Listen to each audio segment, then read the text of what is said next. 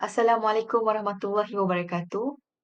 Kumpulan ini mempunyai dua pelajar yang akan membentang, iaitu saya, Syahidah binti Abdul Aziz, bernombor metrik 161327 dan Nur Aimah Ayuni binti Husin, bernombor metrik 164892. Tajuk pembentangan kami bagi kursus HNS 315 semester 1 2023-2024 adalah berkenaan kad kredit menurut perspektif muamalah Islam. Berikut merupakan perkara ataupun isi kandungan yang akan dihuraikan dalam pembentangan ini. Terdapat 10 perkara iaitu berkenaan pengenalan, jenis-jenis kad kredit, konsep-konsep kad kredit yang mematuhi syariah, apa itu kad kredit Islamik, keistimewaan dan fungsi yang berbeza pada kad kredit Islamik, kad kredit konvensional, kesan positif dan negatif penggunaan kad kredit, kesimpulan dan juga rujukan. Pengenalan berkenaan kad kredit. Kad kredit ni adalah sejenis bayaran ansuran yang dikeluarkan oleh bank ataupun institusi kewangan yang membolehkan kita sebagai manusia membuat pembelian barang tanpa menggunakan wang tunai. Pihak bank ataupun institusi kewangan akan membayar dulu pembelian kita dan kita akan bayar balik semula kepada pihak bank tersebut ataupun institusi kewangan. Kad kredit ini juga biasanya mempunyai had kredit yang ditetapkan oleh penerbit kad. Yang mana had ini bergantung kepada pendapatan dan rekod kredit pemegang kad. Pemegang kad juga perlu membayar balik jumlah yang dipinjam dalam tempoh tertentu. Dan jika mereka gagal membayar dalam tempoh tersebut, mereka mungkin akan dikenakan cas faedah yang tinggi. Oleh itu, pemegang kad kredit perlu memastikan bahawa mereka dapat membayar balik jumlah yang dipinjam sebelum memohon kad kredit. Berkenaan penggunaan kad kredit juga, keputusan Muzakarah Jawatankuasa Fatwa Majlis Kebahasaan bagi Had Ehwal Agama Islam Malaysia kali ke-98, mereka bersetuju berkata, pembayaran melalui kad kredit masih lagi dianggap tunai kerana pihak penjual akan mendapatkan harga jualan secara penuh daripada pihak yang mengeluarkan kad kredit tersebut.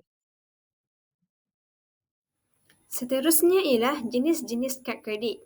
Secara khususnya, terdapat 3 jenis kad kredit dan ia berperingkat. Pada peringkat pertama ialah Visa Mastercard Credit Card atau Visa Gold Credit Card. Kad pertengahan pula ialah Platinum Mastercard dan pada peringkat ketiga ialah Premium, iaitu Credit Card Premier, Infinite atau Signature. Namun, terdapat 6 kad kredit yang boleh kita pecahkan dan ia digunakan di Malaysia. Yang pertama ialah kad kredit pulangan tunai atau lebih dikenali sebagai Cashback Credit Card, kad kredit ganjaran, kad kredit petrol, kad kredit perjalanan, kad kredit premium dan yang keenam ialah kad kredit khusus. Konsep-konsep kad kredit yang mematuhi syariah. Terdapat banyak bank yang menawarkan kad kredit yang mematuhi syariah dengan perjanjian yang mengandungi konsep-konsep syariah. Contohnya, ia terbagi kepada 3 iaitu ta'wid, ujrah, tawarruk. Ta'wid ialah bayaran ganti rugi yang akan dikenakan jika pembayaran minimum yang belum dibayar tidak dibayar sebelum tarikh yang ditetapkan. Yang kedua ialah ujrah. Ujrah bermaksud bayaran atau upah. Pemegang kad dikenakan ujrah sebagai bayaran bagi perkhidmatan yang disediakan serta manfaat dan keistimewaan yang ditawarkan oleh bank Islamik tersebut kepada pemegang kad. Dan yang terakhir ialah tawarruk. Tawarruk merupakan perjanjian yang merujuk kepada seseorang yang membeli aset daripada penjual berasaskan pembayaran tangguh dan kemudian menjual kepada pihak ketiga secara tunai pada harga yang tertentu. Kad kredit Islam, itu kad kredit Islami. Kita lihat pada perbezaan kad kredit. Perbezaan utama antara kad Islami dan kad kredit konvensional adalah larangan gharar dan riba. Gharar bermaksud berlebihan, manakala riba bermaksud menggunakan faedah. Kad kredit Islami tidak ada cas compound kerana cas berlebihan dilarang di dalam undang-undang syariah. Bagi kad kredit Islami ini, Ia mempunyai sistem penapisan untuk memastikan kad kredit ini digunakan untuk urus niaga yang halal sahaja. Bermaksud, kad kredit Islami tidak boleh digunakan untuk pembelian lain yang tidak dibenarkan dalam Islam. Contohnya, membeli alkohol ataupun perjudian. Seperti ditekankan tadi, kad kredit Islam ini tidak menunjukkan riba. Namun, apa yang boleh dilakukan oleh perbankan Islam adalah menyediakan kad kredit Islamik dengan mengenakan bayaran untuk perkhidmatan mereka yang dikenali sebagai cas keuntungan. Apa itu cas keuntungan? Cas keuntungan tu hanya dikenakan jika pemegang kad tidak melakukan bayaran balik sebelum tempoh ditetapkan oleh bank. Jadi apa yang jelas kita lihat adalah kad kredit Islami ni dia mengharamkan riba. Dia tak melibatkan riba. Dalam surah Al-Baqarah ayat 275, Allah juga melarang bahawasanya Allah telah menghalalkan jual beli dan mengharamkan riba. Dalam hadis pun ada, Rasulullah SAW melaknat orang yang mengharamkan riba, orang yang memberi riba, saksinya dan penulisnya.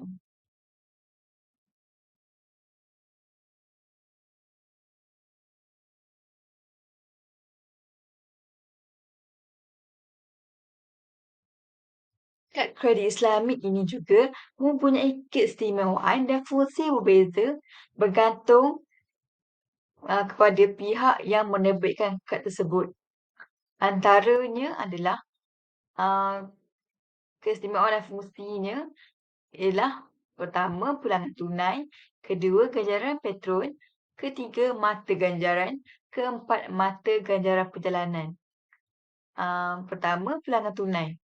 Pulangan tunai ini akan memberikan rebat tunai setiap kali menggunakan kad kredit untuk membuat pembayaran di kedai-kedai yang ditetapkan.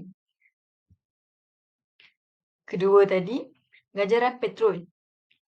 Maksudnya, ia akan menawarkan manfaat petrol yang berkaitan seperti rebat tunai atau mata ganjaran tambahan ke atas barang api dan perbelanjaan di stesen minyak. Ketiga, mata ganjaran. Mata ganjaran ni akan diperoleh apabila sesuatu pembelian dibuat menggunakan kad kredit dan boleh ditebus dengan hadiah, voucher serta barangan yang lain. Dan yang terakhir iaitu yang keempat, mata ganjaran perjalanan. Mata ganjaran ini boleh ditebus untuk keistimewaan yang berkaitan dengan perjalanan seperti tiket penerbangan dan naik taraf tempat duduk dengan syarikat penerbangan yang terlibat. Seterusnya ialah kad kredit konvensional. Kad kredit konvensional merupakan pembayaran yang dibuat melalui akaun pengeluar iaitu bank, di mana selepas itu caj akan dikenakan ke atas pemegang kad pada selang waktu yang ditentukan. Sebenarnya kad kredit konvensional ini amat ditegahlah di dalam Islam kerana ia tidak mempunyai unsur-unsur yang Islamik yang menepati syariah Islam. Kerana ia mempunyai unsur riba. Mengapakah kami mengatakan ia mempunyai unsur riba? Hal ini disebabkan oleh pengeluar iaitu bank mengenakan kadar faedah iaitu riba pada jumlah baki yang belum dilangsaikan selepas satu tempoh tertentu dari tarikh iaitu dari tarikh hutang tersebutlah yang dituntut manakala sebahagian pengeluar tidak mengenakan sebarang kadar faedah. Di mana kalau yang itu versi Islamik lah. Insurans percuma ialah satu kelebihan kad kredit konvensional lah yang sering ditawarkan kepada pengguna seperti insurans percuma untuk percutian, pembelian online atau insurans perubatan. Namun yang menjadi persoalan, adakah insurans tersebut halal dan tidak mempunyai unsur riba sedangkan ia tidak bertepatan dengan ciri-ciri takaful. Terdapat firman Allah Subhanahu Wa Taala yang sangat bertepatanlah dengan pencegahan Islam yang melarang kita menggunakan riba. Firman Allah Subhanahu Wa Taala yang bermaksud, wahai orang-orang yang beriman, janganlah kamu makan atau mengambil riba dengan berlipat-lipat ganda dan hendaklah kamu bertakwa kepada Allah supaya kamu berjaya. Surah Ali Imran ayat 130. Okey, seterusnya ialah terdapat persoalan yang sering menjadi tanda tanya khususnya kepada rakyat Malaysia, iaitu bolehkah kita menggunakan kad kredit konvensional. Okey, sebenarnya sebarang urusan jual beli yang menggunakan kad kredit konvensional adalah dibenarkan. Tetapi sekiranya kita dalam keadaan yang terdesak lah, maksudnya tiada pengganti untuk kita menggunakan sesuatu perkhidmatan tersebut. Tiada perkhidmatan yang seperti itu yang versi Islamik. Akan tetapi dengan syarat bahawa bayaran perlu dilakukan mengikut jangka masa yang telah ditetapkan. Hal ini bertujuan untuk menghindari dari dikenakan faedah atau lebih dikenali sebagai interest. Seperti yang kita tahu, faedah ataupun interest ini ia dianggap sebagai riba yang diharamkan di dalam hukum syarak. Oleh hal yang demikian, kita seharusnya mementingkan perkara yang halal terlebih dahulu sebelum kita memikirkan alternatif lainlah.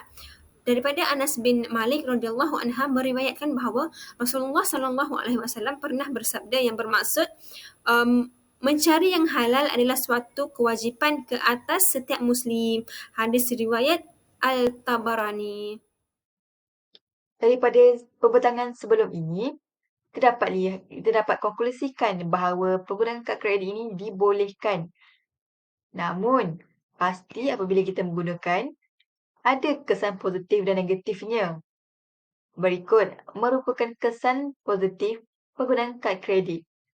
Pertama, kita akan dapat tawaran istimewa. Contohnya, kita dapat perlindungan insurans. Seperti insurans kemalangan, insurans perjalanan. Ada juga yang dapat hadiah promosi seperti barang elektrik, voucher percutian. Ada juga yang dapat telefon bimbit. Dan penggunaan kad kredit ni juga akan ada yang dapat faedah yang rendah dan tiada langsung faedah, tapi dengan syarat-syarat tertentu. Seterusnya yang kedua, kesan positif yang kedua, keselamatan pemegang kad dapat dijamin. Maksudnya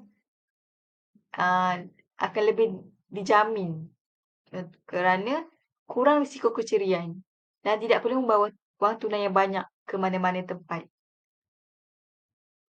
Sebab kalau kita bawa duit ke, bawa beg ke yang besar, dia macam menarik perhatian orang yang ada niat yang tak baik. Jadi, kalau kita bawa kad, dia lebih selamat dan kita boleh bawa beg yang kecil ataupun dompet yang kita boleh letak dalam poket seluar kita saja. Seterusnya, kad kredit ni kalau hilang ataupun dicuri, pemegang kad boleh membuat laporan supaya kad dan butir-butir diri tidak akan disalahgunakan.